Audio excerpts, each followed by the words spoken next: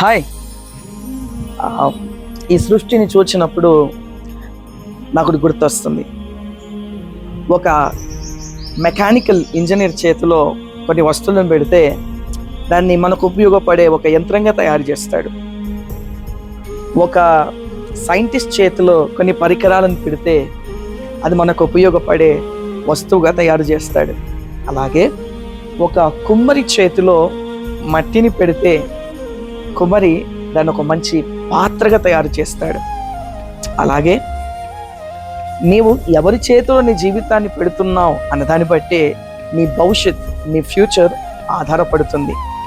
సామెతల గ్రంథంలో దేవుడిలా మంచి మాట లెక్కించాడు.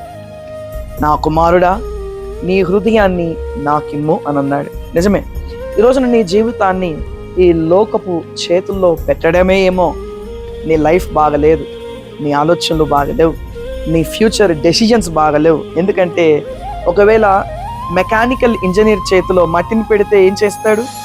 ఒక కుమ్మరి చేతిలో ఒక ఇంజనీర్కి సంబంధించిన వస్తువులను పెడితే ఏం చేస్తాడు? ఏం చేయలేడు కదా. అంటే ఎవరి చేతిలోకి వెళితే వస్తువు బాగుపడుతుందో వారి చేతిలోనే పెట్టాలి.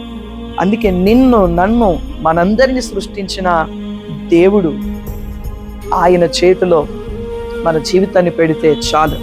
నీ లైఫ్ని ఎలా డిజైన్ చేయాలి, నీ లైఫ్లో ఎలాంటి డెసిజన్ మేకింగ్ ఉండాలి, నీ లైఫ్ని ఎలాంటి డెస్టినేషన్లోకి తీసుకెళ్ళాలి అన్నది నీకంటే దేవునికి ఎక్కువ తెలుసు.